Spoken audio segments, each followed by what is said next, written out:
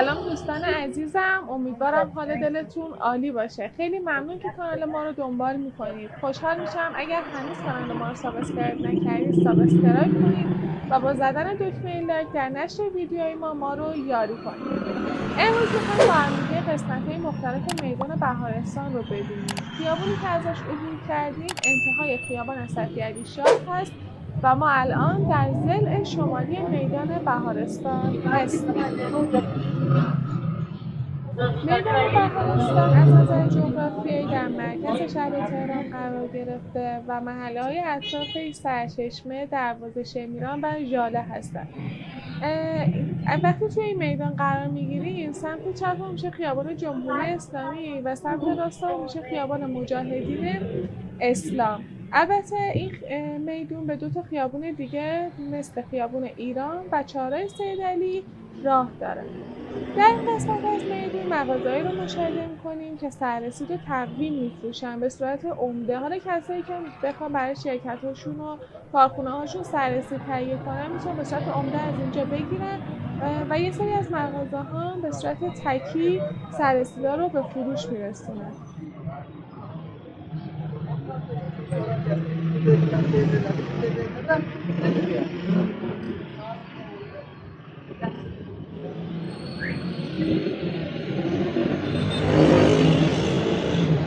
میدان بهارستان تا اواخر دوره سلطنت رضاشاه اسمش میدون نگارستان بوده که نام باغ و کاخ نگارستان بوده. مجموعه نگارستان در شمال میدان بهارستان قرار گرفته بوده و به دستور فتحعلی‌شاه قاجار تو اون زمان به عنوان خانه تابستانی پادشاه در خارج از شهر تهران ساخته شده بود.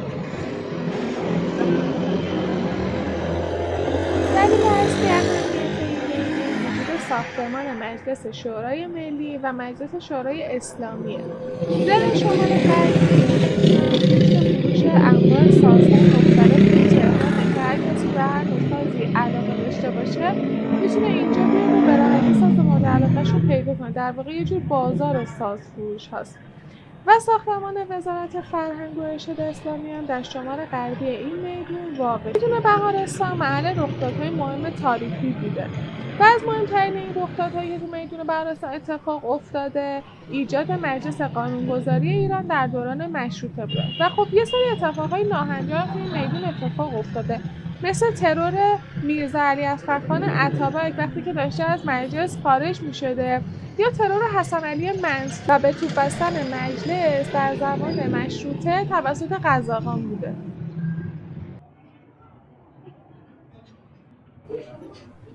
یکی از جاذبه‌هایی که تو میدون بهارستان وجود داره وجود پاساژ بهارستانه. پاساژ بهارستان تو ضلع جنوبی میدون بهارستان ساخته شده که این پاساژ بورس کیف و کفش زنونه و بچگونه است. ولی خب متاسفانه نمیتونید هیچ کفش مردونه پیدا کنید. کفشای مجلسی زنونه، کفشای اسپورت با هر نوع سلیقه و سبکی اینجا کفش و کیف پیدا میشه. مغازه‌های بچگونه فروشی هم توی این پاساژ وجود داره ولی خب تعدادش نسبت به زنونه‌ها خیلی کمتره، یعنی کلاً تنوع مغازه‌های کیف و کفش زنونه خیلی بیشتره. اینجا کیف و کفش چرم میتونید پیدا کنید، کفش اسپورت میتونید پیدا کنید، انواع اقسام کتونی‌ها توی این پاساژ پیدا میشه، انواع اقسام مدل کیف برای دانشجوها، کیف برای مادرها، کیف برای هر نوع سبک و سلیقه‌ای پیدا میشه توی این پاساژ و خب هر کسی با هر سلیقه‌ای هم توی این پاساژ دیده میشه.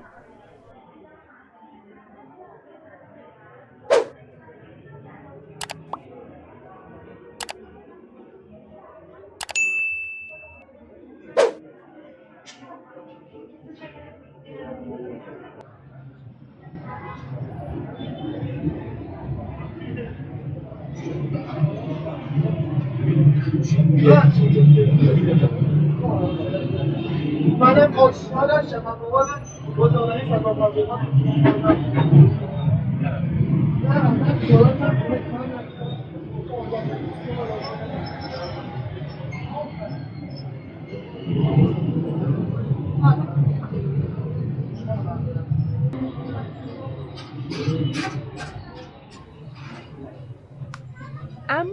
خبر خوب برای آقایون دارم. خواستم بگم که آقایون ناامید نشن به هیچ وجه. درسته توی پاساژ بهارستان هیچ کفشی مخصوص آقایون پیدا نمیشه، اما وقتی که از پاساژ بیرون میایم و به سمت مجلس شورای اسلامی حرکت میکنیم، یه سری از مغازه‌ها هستن که کفشای مردونه دارن و این یه خبر خوب برای آقایون.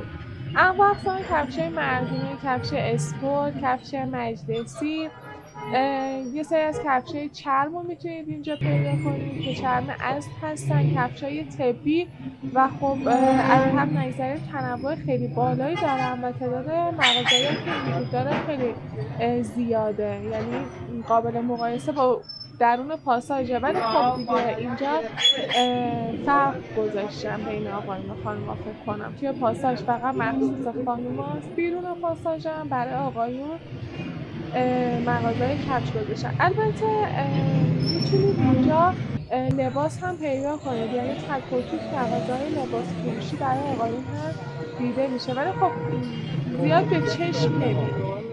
همین خیابونی که به پای میریم یه مسجدی میبینیم که یه مسجد بسیار بزرگی هستش که اینا در زمان مشروطه تأسیس شده و اسمش مسجد شهید مطهری هستش که خب همونجوری که مشاهده میکنید خیلی مسجد بزرگ و با عظمتیه.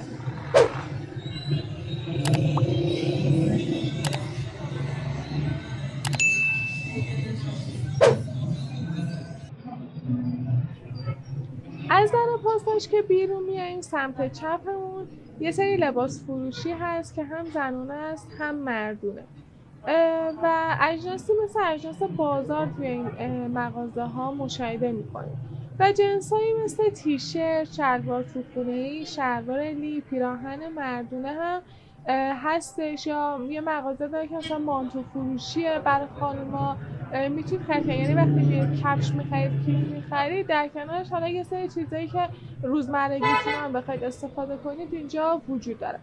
و وقتی که دیگه در آخر تمام خریداتون رو کردید و حسابی خسته شدید، هم آبمیوه و بستنی هستش که برید خستگیتون رو در کنید و بخورید.